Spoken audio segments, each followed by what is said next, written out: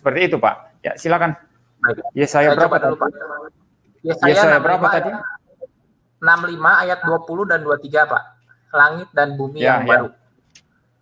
Yang saya bingung di sini tidak semua Pak, hanya yang dimaksud dengan bayi yang hidup beberapa hari, lalu ada mati pada umur 100 tahun, apakah tandanya masih ada kematian? Yang terakhir itu yang berikut 65 ayat 23, tidak akan melahirkan anak yang akan mati mendadak. Apakah maksudnya masih ada melahirkan? Dan yang di bawahnya itu anak cucu mereka akan beserta mereka. Berarti apakah ini maksudnya berkumpul lagi di surga, Pak? Itu pertanyaan pertama, Pak. Ya, ini jelas merujuk kepada aspek eskatologis ya, masa yang akan datang. Ya, ketika Tuhan Yesus datang kali yang kedua dan terjadi konsumasi ya, penyempurnaan segala sesuatu. Ya, seperti itu. Jadi ayat-ayat ini yang saudara baca tadi misalnya ayat 20, ayat 21, 22, 23 ya, itu tidak bisa ditafsir secara literal ya, dalam pengertian kehidupan kita yang sekarang ini ya, seperti itu. Misalnya ayat 20 dikatakan di situ tidak akan ada bayi lagi, ada lagi bayi yang hanya hidup beberapa hari saja, atau orang tua yang tidak mencapai umur suntuk. Ini artinya tidak ada kematian lagi, itu maksudnya. Intinya tidak ada kematian, dan umur suntuk yang dimaksud di sana, coba saya lihat di bagian terakhir ya, ada istilah 100 tahun ya di sana. Ya. Ada istilah 100 tahun ya. Saya membaca ya, sebab siapa yang mati pada umur 100 tahun masih dianggap muda. Jadi 100 tahun saja dianggap muda, padahal untuk ukuran kita sekarang ini 100 tahun itu sudah sangat tua ya. Dan siapa yang tidak mencapai umur 100 tahun akan dianggap kena kutuk ya. Jadi 100 tahun saja sudah dianggap muda ya, masih muda ya. Apalagi yang nggak sampai 100 tahun dianggap kena kutuk. Nah, ini makna ayat ini di langit dan bumi yang baru nanti itu tidak ada lagi yang seperti itu. Tidak ada yang mati muda, tidak ada itu yang tidak berumur suntuk. Ya, kenapa tidak ada semua itu? Karena memang tidak ada kematian lagi. Ya, tidak ada kematian lagi, tidak ada kelahiran, ya, tidak ada bayi-bayi lahir lalu mati, tidak ada. Semua yang berhubungan dengan kematian sudah tidak ada lagi. Ya, itu pesan yang menjadi inti ayat ini, ya. Lalu kemudian ayat berapa tadi yang satunya? 23 Pak, tidak akan melahirkan anak yang akan mati mendadak. Ya. Mereka tidak akan bersusah-susah dan percuma dan tidak akan melahirkan anak yang akan mati mendadak sebab mereka itu keturunan orang-orang yang diberkati Tuhan dan anak cucu mereka ada beserta mereka. Ini juga sebetulnya tidak bisa ditafsir harafiah dalam konteks kehidupan kita sekarang ini, ya. Tetapi ini dimaksudkan bahwa memang kematian ya, orang melahirkan anak lalu mati itu tidak ada lagi ya. Intinya sama dengan ayat yang ke-20 tadi ya. Tidak ada kematian dan semua orang-orang yang tinggal dalam langit dan bumi yang baru itu adalah keturunan orang-orang yang diberkati Tuhan. Artinya orang-orang yang sudah diselamatkan Tuhan, yang mendapat anugerah Tuhan ya. Dan anak cucu mereka ada beserta mereka. Ya jelas ya. Orang-orang percaya dari segala zaman ya. Orang-orang percaya dari segala zaman, itu dari zaman Adam sampai Tuhan Yesus datang kali yang kedua, semua berkumpul bersama-sama. Tidak ada lagi yang terhilang, tidak ada kematian.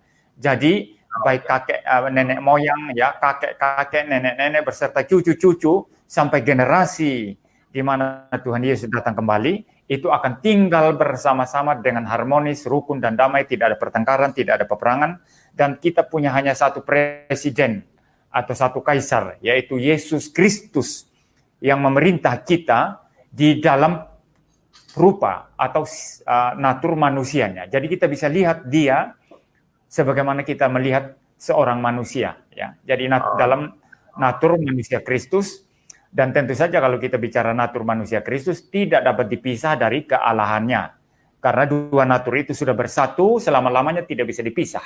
Dan pribadinya adalah pribadi kedua Allah Tritunggal, yaitu pribadi Sang Firman, pribadi Logos. Jadi yang menjadi kaisar kita nanti yang menjadi raja, segala raja nanti adalah Sang Logos itu yang kita bisa lihat, ya, yang kita bisa lihat dengan mata kepala kita di dalam natur kemanusiaannya. Dialah presiden yang ideal, ya. Dialah pemimpin yang ideal, ya. Seperti itu. Berarti ini berupa penegasan pendukung Wahyu 20 sampai 22 Pak ya ini ya. Dia penegasannya. Jelas lagi, ada Pak, korelasinya semua. Ya, semua ada korelasinya, ada hubungannya begitu. Tidak mungkin Wahyu mengajarkan lain daripada apa yang dikatakan di sini, atau kitab Daniel ya, yang sifatnya eskatologis itu menentang Wahyu atau Yesaya atau apa. Tidak, ya, baik. tidak. Ya, semua itu saling sinkron. Dan gini, jangan kita bermimpi atau berangan-angan seperti orang-orang Injili atau mungkin dari kalangan Pentakosta atau karismatik tertentu ya, yang mengangan-angankan surga itu sebagai sesuatu di sana yang di awang-awang begitu. Tidak. Yang disebut langit dan bumi yang baru, ya, yang disebut langit dan bumi yang baru itu adalah langit dan bumi yang sekarang ini. Yang sekarang ini tetapi yang sudah diperbaharui. Di mana langit dan bumi yang sekarang ini ya, yang masih dikuasai oleh pekerjaan setan ya dan kegelapan dosa ya, itu akan diperbaharui oleh Tuhan Yesus ketika dia datang kembali ya. Maka bukan setan baru, bentar dulu Pak. Maka setan dan seluruh pengikutnya bersama-sama orang durhaka itu akan ditempatkan di neraka selama-lamanya. Itu tempat tersendiri yang terpisah dari langit dan bumi yang sudah diperbaharui. Ya, jadi langit dan bumi ini yang disatukan dengan sorga. Itu sebabnya doa Bapa kami ya, kalau saudara memperhatikan doa Bapa kami, prinsipnya adalah apa? Bapa kami yang di surga ya, dikuduskanlah namamu, jadilah kehendakmu di bumi seperti di sorga. Berarti bumi ini harus sinkron dengan sorga, dan kondisi semacam ini memuncak ketika Yesus datang kali yang kedua nanti. Jadi bumi dia sinkron dengan tahta Allah di sorga. Maka langit dan bumi baru tempat kita tinggal nanti ya langit dan bumi ini yang sudah diperbaharui, segala unsurnya yang jahat sudah dihilangkan, setan dan pengikutnya sudah dibuang ke neraka beserta orang-orang durhaka, hanya tinggallah anak-anak yang diberkati, kalau istilah Yesaya tadi ini ya, yang diberkati, yang tinggal bersama-sama dari generasi Adam sampai Yesus datang kembali kali yang kedua. Jadi Tuhan tidak menciptakan langit dan bumi yang baru. Itu Tuhan yang gagal yang seperti itu ya. Langit dan bumi yang ini yang Tuhan berurusan ya. Sama seperti manusia yang Tuhan berurusan adalah keturunan Adam yang sudah jatuh dalam dosa, maka langit dan bumi di mana Tuhan berurusan juga nanti adalah langit dan bumi yang ini yang diperbaharui. Sama seperti kita diperbaharui di dalam Kristus, diregenerasi, dilahirkan kembali. Demikian juga bumi ini, langit dan bumi yang sekarang ini diregenerasi nanti oleh Yesus Kristus. Maka dalam teologi reform itu, keselamatan yang dikerjakan oleh Kristus itu bersifat kosmik, bersifat menyeluruh, bukan hanya tebus manusia saja. Ya.